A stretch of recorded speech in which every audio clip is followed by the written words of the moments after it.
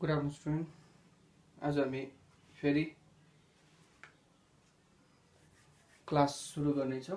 आजको टपिक छ plate tectonic theory. Last class हामीले कन्टेनर ड्रिफ्ट थ्योरी हामीले पढ्न सक्यौँ। कसरी चाहिँ कन्टेनरहरू ड्रिफ्ट भएको थियो त्यसको थ्योरी हामीले पढ्न सक्यौँ। कसले चाहिँ कन्टेनर ड्रिफ्ट थ्योरी दिएको थियो भने अल्फ्रेड लोथल वेगनरले चाहिँ उसले कन्टेनर ड्रिफ्ट थ्योरी स्टार्ट गरेको थियो। ओके, ऊ चाहिँ एउटा जर्मन जियोलोजिस्ट अनि मेट्रोलोजिस्ट थियो। सो आज चाहिँ हामीले प्लेट टेक्टोनिक थ्योरी भनेको चाहिँ के हो, प्लेट टेक्टोनिक चाहिँ के हो भनेर चाहिँ हामी त्यसको बारेमा हामी पढ्नेछौँ। सो यो प्लेट टर्म चाहिँ कसले भन्यो भने प्रोफेसर जेटी विल्सन, अनि ऊ चाहिँ एउटा एमिनेन्ट जियोफिजिस्ट इन 1965 मा भनेको थियो। यो प्लेट टर्म चाहिँ कोइन चाहिँ प्रोफेसर जेटी विल्सन, ऊ चाहिँ एउटा एमिनेन्ट जियोफिजिस्ट। एमिनेन्ट भनेको चाहिँ फेमस एन्ड इम्पोर्टेन्ट, प्रसिद्ध व्यक्तिलाई चाहिँ भन्छ एमिनेन्ट। जियोफिजिस्ट भनेको जसले चाहिँ अर्थको फिजिकल प्रोसेसहरू हैन, यो चाहिँ अर्थ साइन्सको एउटा ब्रान्च हो। जियोफिजिक्स चाहिँ एउटा अर्थ साइन्सको एउटा ब्रान्च हो, जसमा चाहिँ के हुन्छ भने अर्थ र त्यसको वरिपरिको फिजिकल प्रोसेसहरू, फेनोमेनाहरू, त्यसको बारेमा चाहिँ अर्थको फेनोमेना, अर्थको फिजिकल प्रोसेसको बारेमा हामीले पढ्छ। यो चाहिँ एउटा अर्थ साइन्स। अनि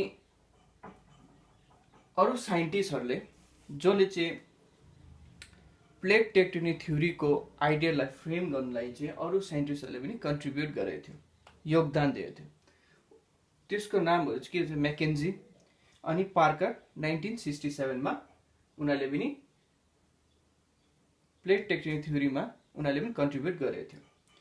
1967 र 1968 मा डब्ल्युजे मोर्गन र ली पुचेले पनि के गरेको थियो, उनीहरूले पनि प्लेट टेक्टोनिक थ्योरी अनि उनीहरूको एक्टिभिटिजहरू पनि बताएको थियो। प्लेट टेक्टोनिक थ्योरी अनि उनीहरूको एक्टिभिटिजहरू पनि 1967 र 1968 मा डब्ल्युजे मोर्गन अनि ली पिचनले पनि बताएको थियो। यो साइन्टिस्टहरूले चाहिँ प्लेट टेक्टोनिक थ्योरीमा कन्ट्रिब्युट गरेको थियो।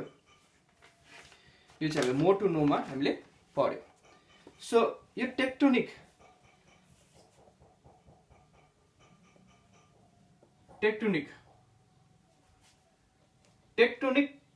टर्म यो चाहिँ ग्रीक टर्मबाट लिएर आएको। यो टेक्टोनिक टर्म चाहिँ ग्रीक टर्मबाट लिएको, जसको टेक्टोनबाट चाहिँ टेक्टोनिक टर्म लिएर आएको, जसको नाम चाहिँ बिल्डअप, बनाउनु। सो यो जुन चाहिँ टेक्टोनिक छ, यो चाहिँ के हो, एउटा प्रोसेस हो जहाँ चाहिँ के हुन्छ भने अर्थ क्रस्टको डिफ्रेन्ट फिचर्सहरू के बनिन्छ यहाँ। ओके, त्यसलाई भन्छ टेक्टोनिक।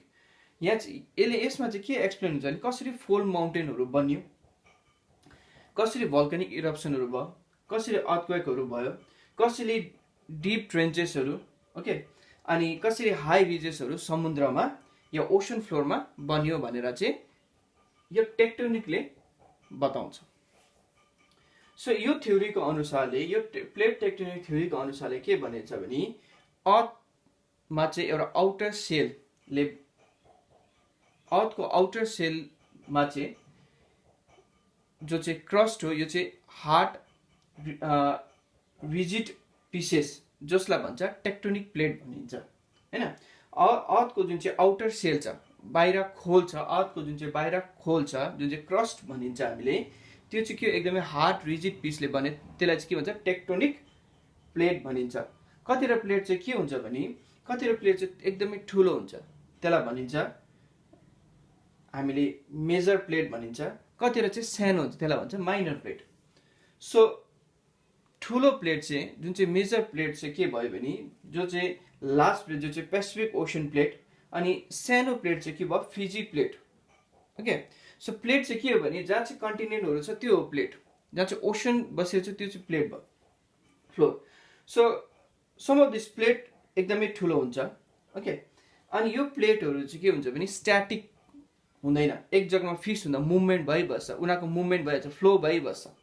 ओके, सो उनीहरू चाहिँ they move about on a layer of rock that is so hard that it flows even though it remain solid. उनीहरू चाहिँ के हुन्छ भने रकको लेयरमा के हुन्छ, मुभ अन हुन्छ, उनीहरू यति साह्रो तातो तर पनि उनीहरू फ्लो गर्छ।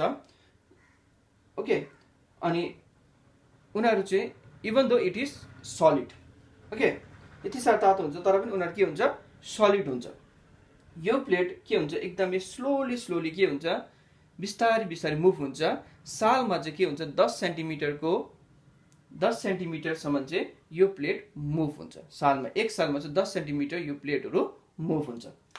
सो जुन चाहिँ हाम्रो प्लानेट अर्थ छ, होम प्लानेट भनिन्छ, त्यसको आउटर क्रस चाहिँ, आउटर लेयर चाहिँ केले बनेको, ल्यान्डले बनेको अनि ओसन फ्लोरले बनेको छ। जुन चाहिँ हाम्रो प्लानेट अर्थ छ त्यसको आउटर लेयर चाहिँ केले बनेको, त्यो चाहिँ ल्यान्डले बनेको अनि अर्को के, ओसन फ्लोरले बनेको छ। सो जुन चाहिँ प्लेटमा चाहिँ कन्टिनेन्टहरू क्यारी गरेछ त्यसलाई कन्टिनेन्ट क्रस भनिन्छ। अनि जुन चाहिँ प्लेटमा चाहिँ ओके, अनि जहाँ चाहिँ के हुन्छ भने ओसनको बेसिनहरू, ओसनको फ्लोरहरू कभर गरेको छ त्यसलाई भन्छ ओसेनिक क्रस्ट। अब ओसेनिक क्रस्ट के हुन्छ, कन्टिनेन्ट क्रस्ट भन्दा हेभी हुन्छ, त्यही कारणले गर्दाखेरि ओसेनिक क्रस्ट चाहिँ के हुन्छ, कन्टिनेन्ट क्रस्ट भन्दा मुनि हुन्छ।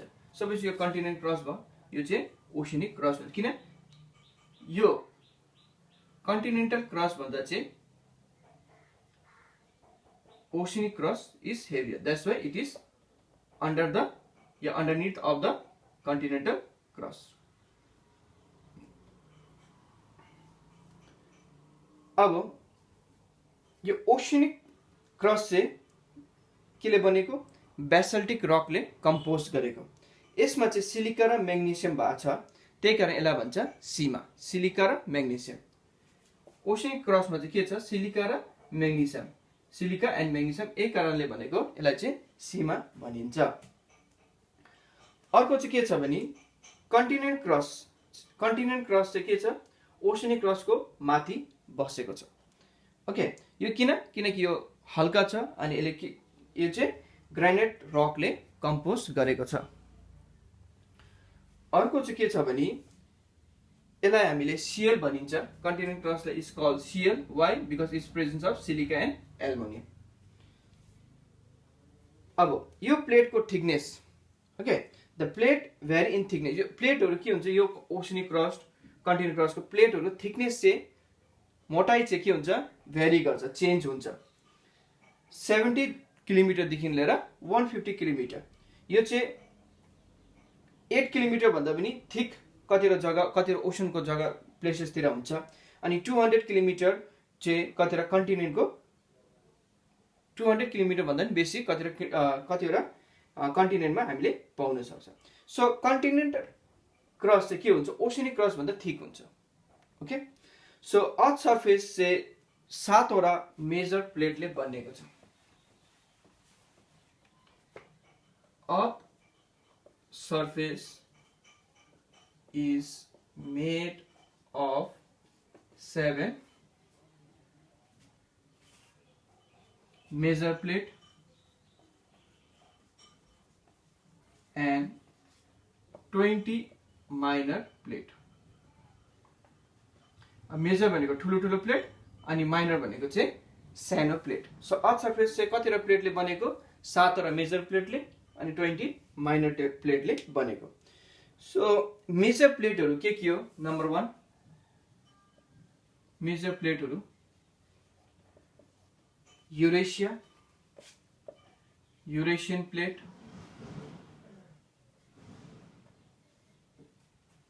Indo Australian plate,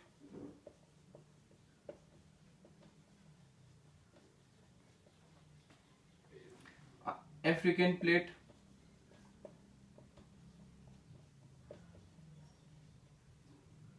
Antarctic plate,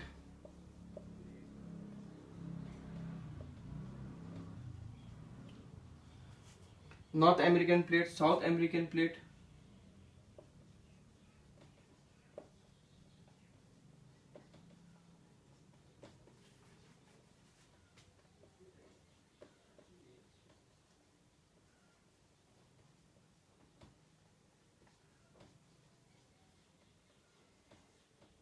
अनि भयो लास्टमा पेसिफिक प्लेट। यो चाहिँ मेजर प्लेटहरू।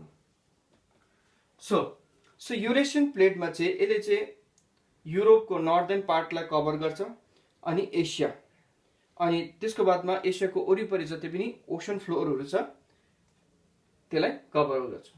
इन्डो अस्ट्रेलियन प्लेटमा चाहिँ के हुन्छ भने यहाँ चाहिँ इन्डियन ओसन, अस्ट्रेलिया अनि सी, अस्ट्रेलियाको वरिपरि जति पनि सी छ त्यसलाई कभर गर्छ। अफ्रिकन प्लेट चाहिँ यो चाहिँ अफ्रिका, एटलान्टिक ओसन फ्लोरको इस्टर्न पार्टलाई कभर अप गर्छ। अन्टार्कटिक प्लेटलाई चाहिँ यो चाहिँ अन्टार्कटिक अनि अन्टार्कटिकको एडजोइनिङ ओसन फ्लोरलाई कभर अप गर्छ। नर्थ अमेरिकन प्लेट यो चाहिँ नर्थ अमेरिका अनि नर्थ एटलान्टिक ओसनको वेस्टर्न पार्टलाई कभर अप गर्छ। साउथ अमेरिकन प्लेट चाहिँ साउथ अमेरिका कभर अप गर्छ अनि साउथ एटलान्टिक ओसनको वेस्टर्न पार्टलाई चाहिँ कभर अप गर्छ। ओके, एन्ड पेसिफिक प्लेट चाहिँ यो पेसिफिक ओसनको लाई कभर अप गर्छ। सो यो भयो मेजर प्लेटहरू 7 वटा।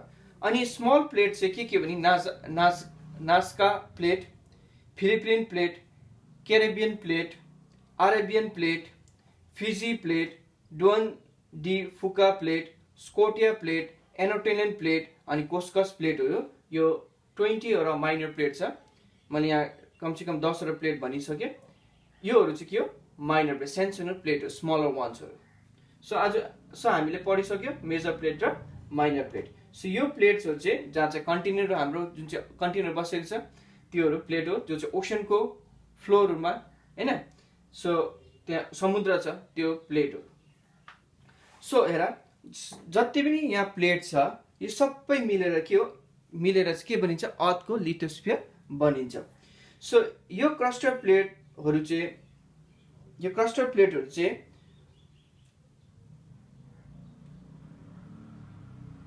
यो जति पनि क्रस्टर प्लेटहरू छ यो एथोस्फियरमा जो चाहिँ अप्पर मेन्टलमा हामीले देख्छ यसमा मुभ हुन्छ।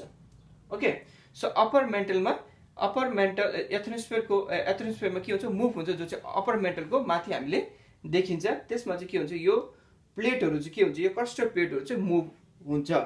सो यो लेयर चाहिँ यो जुन चाहिँ एथोस्फियर लेयर चाहिँ 100 to 200 किलोमिटर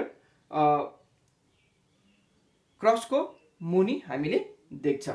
अनि यसमा यो एथोस्फियरमा चाहिँ यो लेयरमा टेम्परेचर चाहिँ कति हुन्छ भने 1300 to 2000 डिग्री सेल्सियस। अब 1300 to 2000 डिग्री सेल्सियसमा कुनै पनि सामानहरू भयो, क्या कुनै पनि प्लेट भयो भने के हुन्छ, त्यो कम्प्लिटली मेल्ट हुन्छ हैन। सो मेल्ट हुन्छ या पार्टली कम्प्लिटली मेल्ट हुन्छ या पार्टली मेल्ट हुन्छ यो टेम्परेचरमा हैन। कुनै पनि रक लेयरहरू के हुन्छ, कम्प्लिटली मेल्ट हुन्छ या पार्टली मेल्ट हुन्छ। सो अनि मोल्टेन मेटेरियल जुन चाहिँ अर्थको कोरको छेउतिर छ यो के हुन्छ, त्यसको माथिको प्रेसरले गर्दाखेरि के हुन्छ, यो निस्किनु खोज्छ। त्यही कारणले गर्दाखेरि जति पनि कोल्डर मेटेरियल रकहरू छ त्यो चाहिँ सिङ्क हुन्छ। ओके, अनि जुन चाहिँ मेटेरियलहरू माथि उड्छ हैन, जुन चाहिँ मेटेरियलहरू माथि उड्छ त्यो के हुन्छ, साइडमा साइड हुन्छ। त्यसको बादमा के हुन्छ, जसरी हामीले यहाँ आगो छ, यो दुध फर्स्ट हामीले दुध मिल्क उमालेपछि के हुन्छ, मिल्क उमालेपछि बोइल हुन्छ। त्यसको बादमा के हुन्छ भने हामी त्यसलाई छोपिदिएपछि 1-2 घन्टा पछि यहाँ क्रिम लेयर हुन्छ, क्रिम लेयर यहाँ बस्छ। फेरि यो दुधलाई हामीले बोइल गरेपछि के हुन्छ, यसको जुन चाहिँ हिट सर्कुलेसन भएको कारणले गर्दाखेरि के हुन्छ, यो माथिको लेयर चाहिँ के हुन्छ, यो क्रिमी लेयर चाहिँ फाट्छ बोइल गर्दाखेरि हैन। त्यसरी नै के भयो, त्यसरी नै के हुन्छ भने जब मोल्टेन मेटेरियल जो चाहिँ कोरको छेउमा के हुन्छ, राइस हुन्छ, जुन चाहिँ ओभरलाइङ लेयरको प्रेसरले गर्दाखेरि तब के हुन्छ, कोलर मेन्टल रकहरू के हुन्छ, सिङ्क हुन्छ। ओके, अनि जुन चाहिँ अपराइजिङ कोलर मेटेरियलले के गर्छ, अपराइजिङ कोलर मेटेरियल के हुन्छ, साइड हुन्छ। अनि जस्तो यसरी मैले बताएको छु। ओके, अब यहाँ जुन चाहिँ यहाँ ड्राइभिङ फोर्स, जुन चाहिँ energetic force behind the tectonic plate tectonic is convection in the mental. So जुन चाहिँ एनर्जेटिक फोर्स जो चाहिँ प्लेट टेक्टोनिकमा हामीले देखिन्छ त्यो चाहिँ के हुन्छ, मेन्टलमा चाहिँ कि एकदमै कन्वेक्सन हुन्छ। ओके, कन्वेक्सन हुन्छ। सो यो कन्भेक्सनले के गर्छ भने प्लेटलाई चाहिँ एउटा कन्भेक्सनले चाहिँ के गर्छ भने प्लेटलाई चाहिँ ड्राइभ गर्छ। केले गर्दाखेरि पुसिङ र स्प्रेडिङ चाहिँ दुइटै पुसिङ र स्प्रेडिङको कम्बिनेसन गर्दाखेरि के हुन्छ मिड ओशनिक रिजमा अनि पुलिङ र सिङ्किङ डाउन एट द सबडक्सन जोनमा हुन्छ। सो हट मागमा के हुन्छ रिज नयाँ ओशनिक क्रसहरू बनिन्छ त्यो प्लेटहरू पुस भएको कारणले गर्दाखेरि। सो यसमा चाहिँ के हुन्छ भने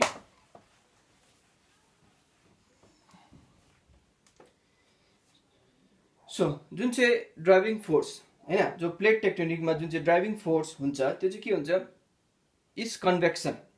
ओके, यो के हुन्छ convection in the mantle convection हुन्छ। अनि कन्भेक्सन भनेको चाहिँ के हो भने transfer of heat by circulation or movement of heat part of liquid or gas. के हुन्छ कन्भेक्सन भनेको चाहिँ के हो ट्रान्सफर अफ हिट सर्कुलेसन भएको कारणले गर्दा मुभमेन्ट अफ हिट भएको कारणले गर्दाखेरि कुनै पनि लिक्विडमा त्यहाँ चाहिँ के हुन्छ मेन्टलमा त्यो हिट ट्रान्सफर त्यसलाई भन्छ कन्भेक्सन हुन्छ। सो त्यो कन्भेक्सनले के गर्छ त्यो प्लेटलाई ड्राइभ गर्छ अनि त्यसमा चाहिँ के भने प्लेटको कन्भेक्सन भएको कारणले गर्दाखेरि त्यो प्लेटमा चाहिँ के हुन्छ भने पुसिङ र स्प्रेडिङ हुन्छ जो चाहिँ मिड ओशनिक रिजमा हुन्छ। अनि त्यहाँ चाहिँ पुल र सिङ्किङ डाउन चाहिँ के हुन्छ सबडक्सन जोनमा हुन्छ। सबडक्सन जोन भनेको चाहिँ जस्तै एउटा प्लेट यहाँ आउँदैछ यहाँ प्लेट हुँदैछ यहाँ ठोकेपछि के एउटा यहाँ पस्दैछ नि त त्यो भयो सबडक्सन। ओके, यो सबडक्सन चाहिँ यो चाहिँ के हुन्छ यो पार्ट चाहिँ के हुन्छ मेल्ट हुन्छ। अब सबडक्सन जोनमा के हुन्छ जब दुईटा प्लेटहरू के हुन्छ मिट हुन्छ तब मिट भएपछि के हुन्छ ठोकिन्छ। ठोकेको कारण यो प्लेट के हुन्छ यता सबडक्टेड हुन्छ हैन ब्याक इन्टु द मेन्टल। अनि जो चाहिँ क्रसको मुनि छ हैन। अनि कोल्ड सिङ्किङ प्लेट चाहिँ के गर्छ cold sinking plate pull the cross behind it downward. अनि त्यही कारणले गर्दाखेरि भल्केनसहरू चाहिँ यो सबडक्सन जोनमा हामीले पाउँछ जो चाहिँ एउटा ring of fire that surround the Pacific ocean. Okay, so यो दुईटा ठोकेको कारणले गर्दाखेरि यहाँ सबडक्सन भएको कारणले गर्दाखेरि यो प्लेट यो जुन चाहिँ यो प्लेट चाहिँ के हुन्छ यो मेन्टलभित्र पर्छ अनि यो टेम्परेचर हाई भएको कारण यो के हुन्छ बिस्तारै बिस्तारै मेल्ट हुँदै जान्छ अनि त्यो चाहिँ के भयो कन्भेक्सन इन नेचर भयो। सो आज हामीले यो पढ्नु सक्यौँ।